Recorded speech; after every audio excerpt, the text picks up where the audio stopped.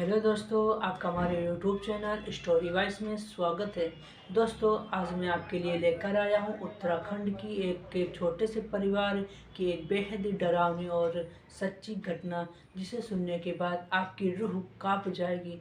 तो दोस्तों, इस कहानी को आप ज़रूर सुनें और हमें कमेंट में ज़रूर बताएं कि आपको ये कहानी कैसी लगी। दोस्तों, यह बेहद ही डरावनी और खौफनाक कहानी है। दोस्तों, आपका ज़्यादा समय न लेते हुए सुनते हैं ये उत्तराखंड की एक छोटे से परिवार की बेहद ही डरावनी और खौफनाक कहानी। दोस्तों, आज की ये कहानी सच्ची घटना पर आधारित है। ये बात है सन 1997 में, जो कि उत्तराखंड में घटी थी। ये कहानी है सचिन की। उनकी एक बड़ी बहन है जो शादीशुदा है, साथ में माँ है और पिताजी का स्वर्गवास हो गया है। लेकिन आज जिन्होंने अपनी आप बीती हमारे साथ शेयर की है, जिसे सुनकर हर एक इंसान के रोंगटे खड़े हो जाएंगे।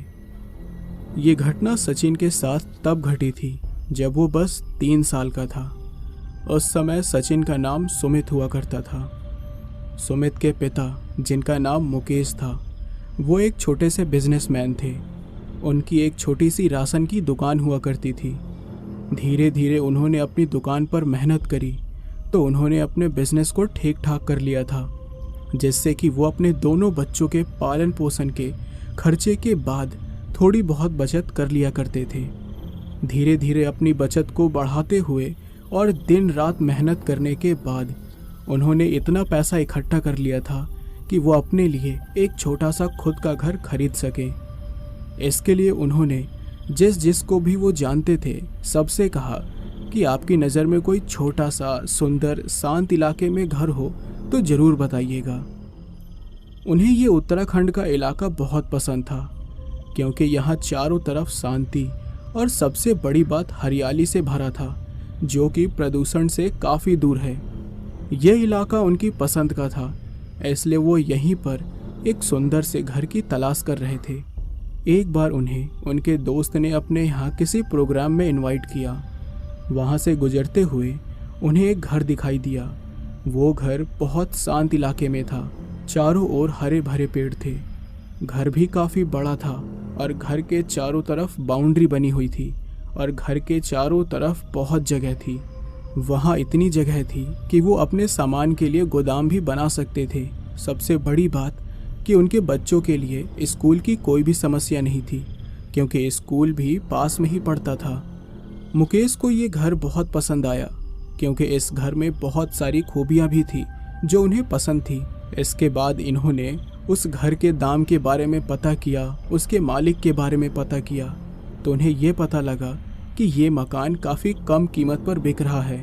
बाकी के मकान जो इससे छोटे थे, बल्कि वो इससे ज़्यादा महंगे थे, लेकिन ये काफ़ी बड़ा और कम कीमत पर था।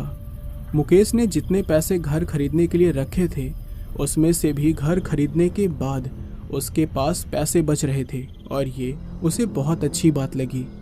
उस घर का मालिक इन दिनों उत्तराखंड में आया हुआ था। असल में वो दिल्ली में रहता था, जहाँ उसका अपना कारोबार और अपना परिवार था। ये मकान तो उसके चाचा का था, जो कि एक तांत्रिक थे। उसके चाचा का कोई भी वारिस नहीं था, इसलिए ये मकान उसे ही मिला था। तो मुकेश ने उस मकान मालिक से ये बात पूछी कि भाई साहब, आप इस मकान को इतने सस्ते में क्यों बेच रहे हो? इसके पीछे की वजह मुझे जाननी है। तो उस मकान मालिक ने अपनी बात को साफ साफ कह दिया कि भाई साहब, मेरे इस मकान को लेकर बहुत लोगों ने अफवाह फैला रखी है कि इस मकान में भूत रहता है। ये एक भूतिया मकान है। देखिए भाई साहब, मेरे चाचा एक तांत्रिक थे जिनकी यही मौत हो गई थी, और कहते हैं उन्होंने किसी आदमी की आत्मा को यहाँ पर बांध रखा है, जिसका भूत यहाँ पर लगता है। और वैसे भी आप तो जानते ही हैं कि लोगों का तो काम ही होता है छोटी सी बात को बहुत बढ़ा चढ़ा कर बोलना। इस बात पर मुकेश ने झट से पूछा, तो भाई साहब, अगर आप कहते हैं कि यहाँ भूत नहीं है, ये एक अफवाह है, तो आप यहाँ पर आकर क्यों नहीं रहते? आपने इसे खाली क्यों छोड़ रखा है?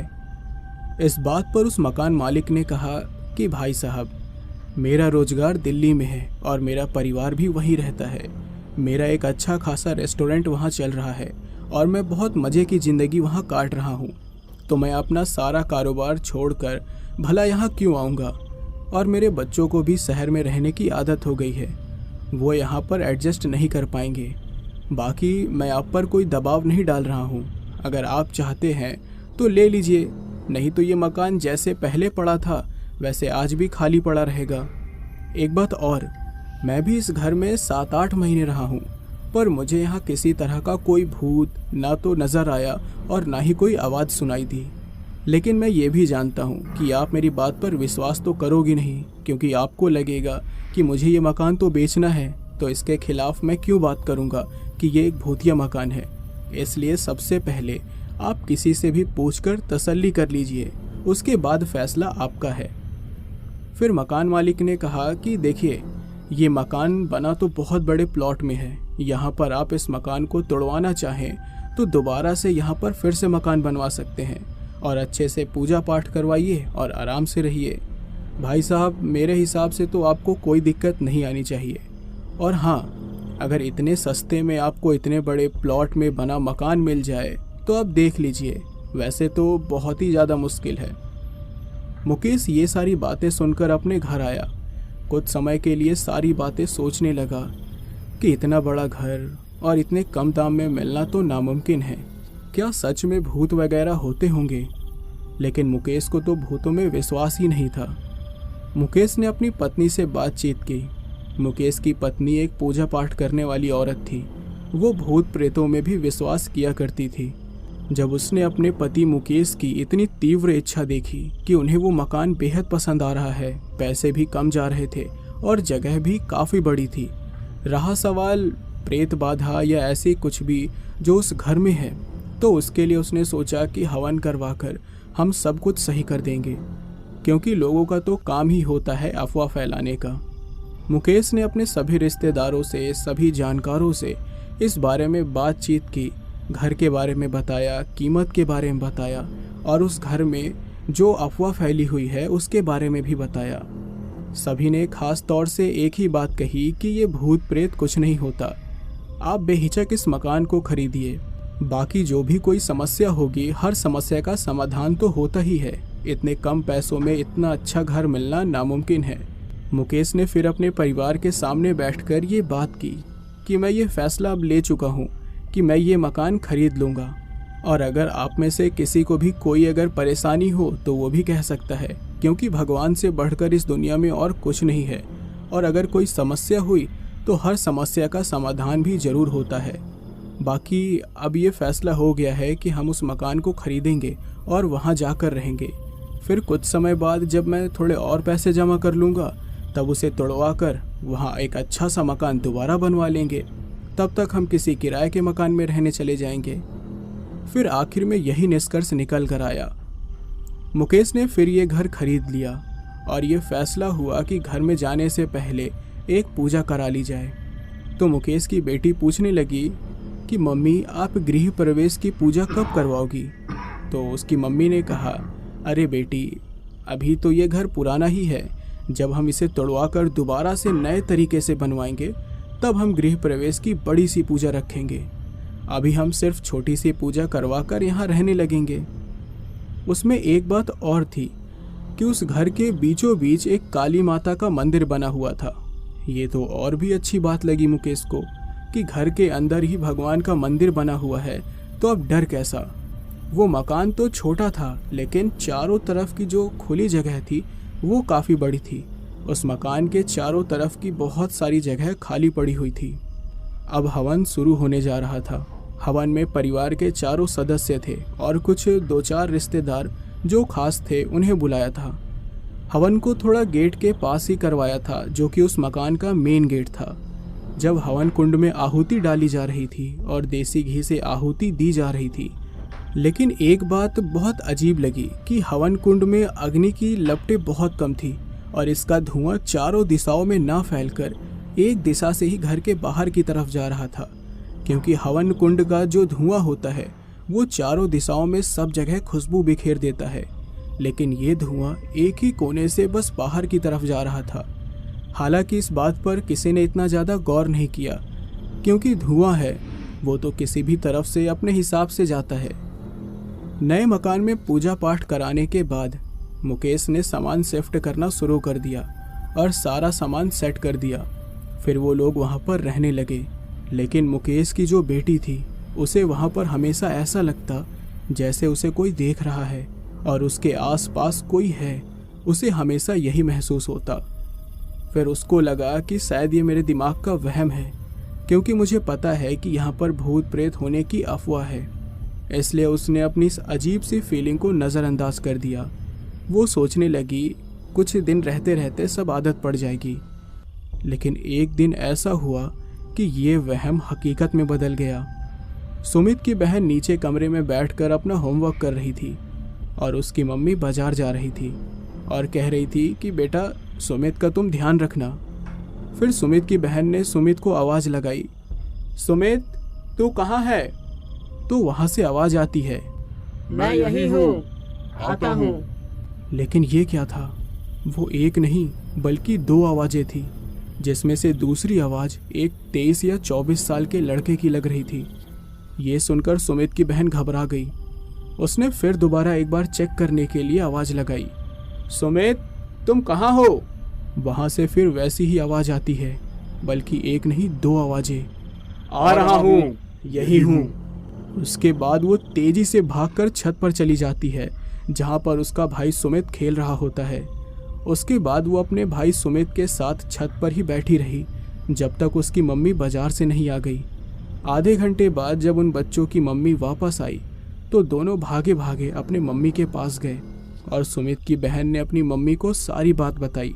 मम्मी, जब मैंने सुमित को आवाज़ लगाई तो मुझे ऐसा लगा कि जैसे सुमित नहीं किसी और ने जवाब दिया और वो आवाज़ किसी जवान लड़के की लग रही थी। उसकी मम्मी ने उसकी बात पर विश्वास नहीं किया और कहने लगी, अरे चल हट, हो सकता है ये तेरा वहम हो। इस पर सुमित की बहन ने कहा, नहीं मम्मी, ये मेरा वहम नहीं है। मैंने सचमुच एक नहीं दो बार किसी एक अजनबी की आवाज़ को सुना। उसकी मम्मी ने कहा, चल तेरा ये वहम भी दूर कर देती हूँ। तो वो डंडा लेकर घर के चारों तरफ चक्कर लगाने लगी और देखने लगी कि कहीं कोई है तो नहीं, या फिर कोई हमारे साथ मजाक तो नहीं कर रहा। लेकिन कोई नज़र नहीं आया। लेकिन एक दिन फिर दोबारा ऐसा ही हुआ। सुमित की बहन ने सुमित को आवाज़ लगाई, सुमित आजा तुझे पढ़ाई करवा देती हूँ, पढ़ाई कर ले। फिर बदले में आवाज़ आई, मैं नहीं आऊँगा क्योंकि मुझे नहीं पढ़ना है। आवाज़ अजनबी सी थी, वैसी ही जैसे उसने उस दिन सुनी थी। वो घबरा गई और उसके पैरों तले ज़मीन ही खिसक गई और डर से कांपती हुई वो अपनी मम्मी के पास भागते हुए गई। मम्मी, अभी मैंने सुमित को आवाज़ लगाई थी, लेकिन इस बार भी वो आवाज़ सुमित की नहीं बल्कि कुछ अलग और किसी और की थी। लेकिन इस बार उसकी मम्मी उसे बड़े ही गंभीरता से और डर से देखने लगी और कहने लगी, तू सही कह रही है बेटी, मैंने भी जब भी सुमित को आवाज़ लगाई है मुझे एक अनजानी और अजनबी आवाज़ सुनाई देती है। एक बार फिर से चेक करने के लिए सुमित की माँ ने सुमित को आवाज़ लगाई, लेकिन फिर उसने अनजानी आवाज़ में डरावने तरीके से जवाब दिया। ये सुनते ही उनकी माँ अपने दोनों बच्चों को लेकर घर के गेट के बाहर जाकर सुमित के पिताजी के आने का इंतज़ार करती रही। जब सुमित के पिताजी घर वापस आए तो अपनी बीवी और दोनों बच्चों को बाहर इस तरह डरा और सहमा खड़ा देखकर कहने लगे, तुम सब लोग बाहर यहाँ क्या कर रहे हो? घर के अंदर क्यों नहीं हो? क्या बात हो गई बताओ। फिर उन्होंने सारी बात मुकेश को बताई। ये सुनकर मुकेश बोला, अरे तुम लोग भी ना हद करते हो। अरे किसी ने तुम्हारे साथ मजाक किया है और तुम सब बाहर आकर बैठ गए। अरे यहाँ तो सबको पता है कि इस भूतिया मकान में हम लोग रहने आए हैं, तो हो सकता है इस गांव के कुछ मस्तीखोर लोग तुम्हारे साथ मजाक कर रहे होंगे और तुम्हें डरा रहे होंगे। इन सब बातों को छोड़ो और चलो घर के अंदर चलते हैं। सुमित की बहन घर के अंदर जाने से मना करने लगी। पिताजी, मुझे डर लग रहा है। मैंने ये आवाज़ एक नहीं दो नहीं कई बार सुनी है और मुझे हमेशा ऐसा लगता है जैसे मेरे आसपास से कोई मुझे देख रहा हो। मैं बिल्कुल अंदर नहीं जाऊंगी। मुकेश के लाख समझाने के बाद फिर उसने सोचा कि शायद पिताजी की बात मान लेनी चाहिए। बस सब अंदर चले गए। इसके बाद खाना पीना खाकर रात को सब सो गए थे, लेकिन सुमित की बहन को नींद ही नहीं आ रही थी।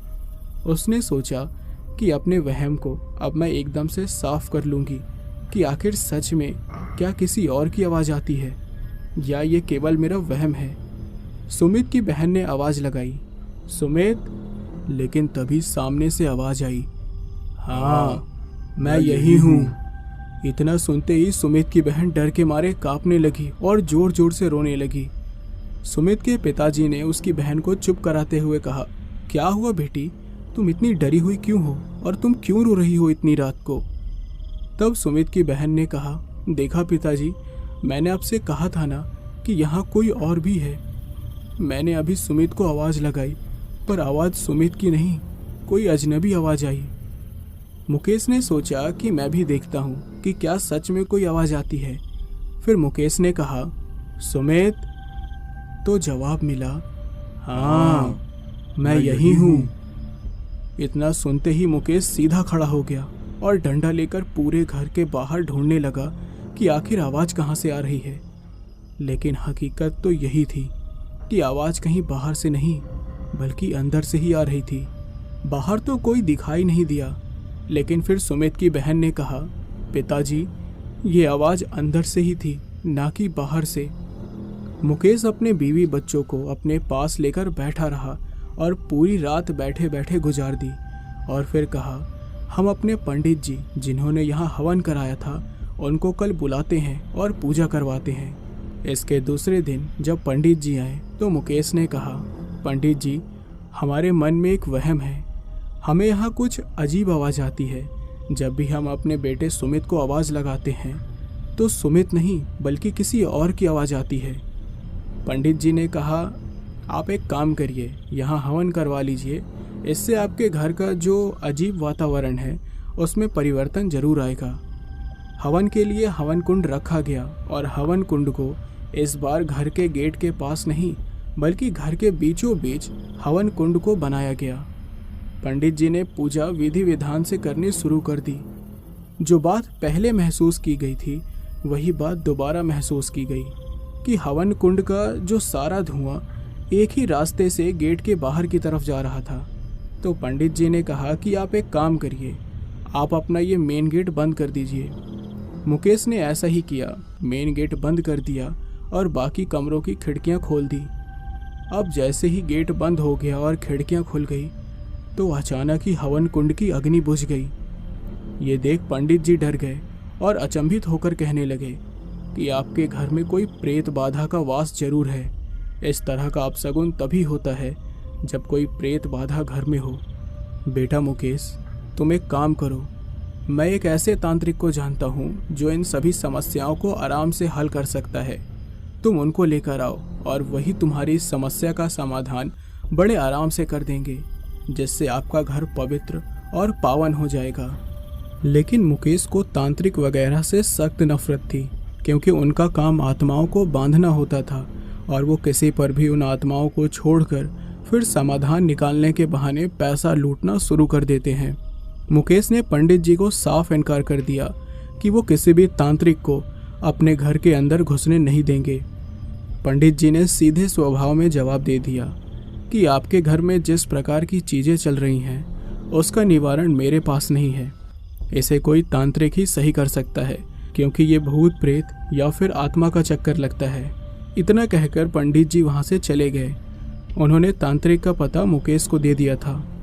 मुकेश की पत्नी ने मुकेश को समझाया, देखिए जी, आप बात को समझिए, इस मकान को खरीदने में हमने अपने पूरी ज़िंदगी की जमा पूंजी लगा दी है और हम इस मकान में किसी भूत बाधा की वजह से किसी मुसीबत में न फंस जाएं, इसलिए ही तो पंडित जी ने हमको ये रास्ता बताया है, क्योंकि मुझे पक्का यकीन है कि यहाँ जो भी है वो बहुत खतरनाक है। ना करे भगवान कि हमारे बच्चों को उसने अगर नुकसान पहुँचा दिया तो। इसलिए मेरी बात मानिए, आप उस तांत्रिक को बुला लीजिए। मुकेश अपनी पत्नी की बात सुनकर सोच में पड़ गया, क्या तांत्रिक को बुलाना सही होगा। समझ तो मुकेश भी गया था कि यहाँ कुछ न कुछ जरूर है जो हमारे बस के बाहर है। मरता क्या न करता, तो मुकेश ने फिर तांत्रिक बाबा को बुलवा ही लिया। तांत्रिक बाबा ने उस घर का पूरा इतिहास जान लिया। तांत्रिक बाबा जब भूतिया घर में आए तब उन्हें ये आभास हो गया था कि यहाँ एक नहीं, एक से ज़्यादा आत्माएं हैं। तांत्रिक चुपचाप घर से बाहर आ गया और मुकेश से कहा, आप मुझे 10 दिन का समय दीजिए, मैं आपकी समस्या का कोई ना कोई हल जरूर निकाल दूंगा। मुकेश ने कहा, आप कुछ भी करिए, लेकिन मैं अपने परिवार के ऊपर किसी भी तरह का नुकसान बर्दाश्त नहीं करूंगा। तांत्रिक बाबा ने कहा, आप चिंता मत करिए, आप में से किसी को भी आने की ज़रूरत नहीं है। जब मैं तांत्रिक पूजा करूंगा तो वहाँ बस मेरे शिष्य और मैं ही रहूँगा। तांत्रिक और उनके शिष्यों ने पता लगाया कि यहाँ पहले कौन रहता था। फिर पता लगा कि यहाँ पर एक तांत्रिक रहता था। उसने एक सुमित नाम के लड़के की आत्मा को यहाँ पर बांध रखा था। असल में सुमित की कहानी ये थी कि सुमित और अमित 2 भाई हुआ करते थे। सुमित अमित से हर तरह से आगे था। सुमित को अपने बड़े भाई अमित से ईर्ष्या होने लगी थी। जो भी सुमित को देखता वही कहता, ये देखो, ये सुमित का भाई है जो हर काम में होनहार है, वो इस गांव का नाम रोशन करेगा। सुमित सोचने लगा कि अमित की वजह से उसे कोई नहीं पूछता और ना ही उसकी प्रतिभा की कोई कदर करता है। उसकी अमित के लिए जलन एक चरम सीमा पर पहुंच गई थी। एक दिन अमित भरी दोपहर में गांव से गुजर रहा था। उसके भाई सुमित ने अमित के ऊपर कपड़ा बांध दिया और उसे बुरी तरह मारने लगा। खुद को बचाने के लिए उसने पड़ा एक बड़ा सा पत्थर सुमित के सर पर दे मारा।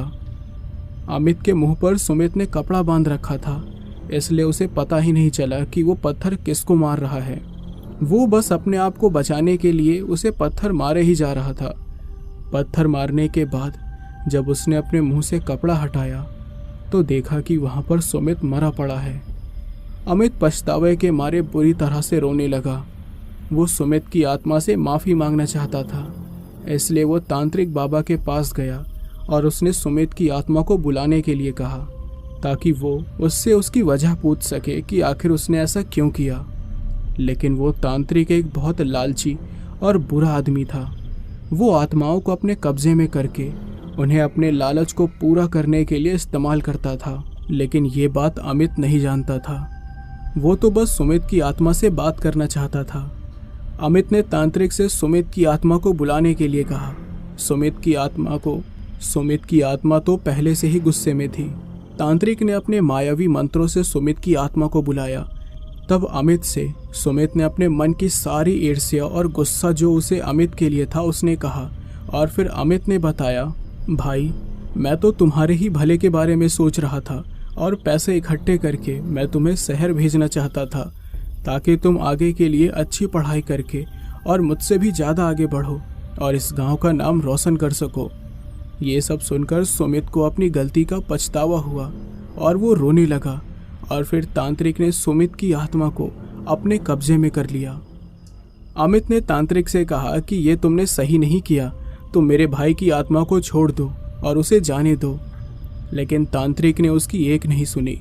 फिर अमित ने सभी गांव वालों को इकट्ठा किया और उस तांत्रिक के दुष्कर्म के बारे में बताया। सभी गांव वालों को बहुत गुस्सा आया और उन लोगों ने तांत्रिक को इतना मारा कि वो आखिर में मर ही गया और उसकी आत्मा भी उसी घर में भटक रही है।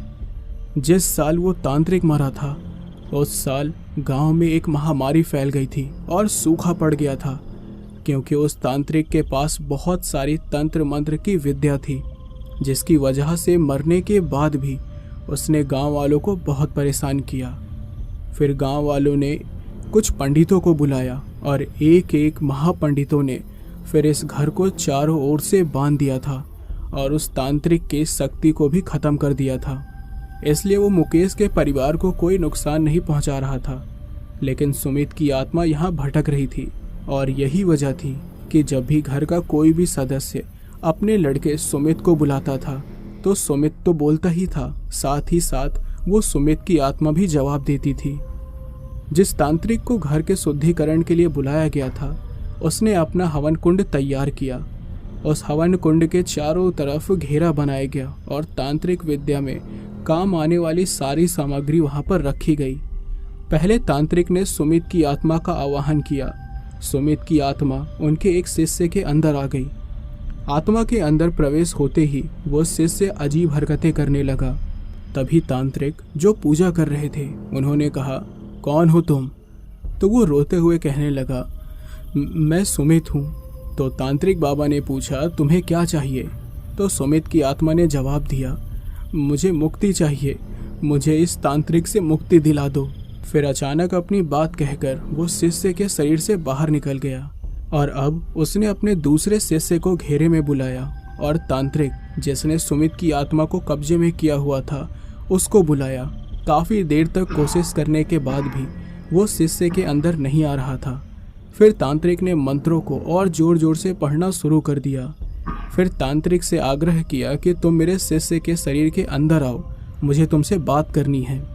जब तांत्रिक की आत्मा उसके शरीर में आई तो उसकी आंखें एकदम लाल हो गई और वो पूछने लगा कि मुझे क्यों बुलाया।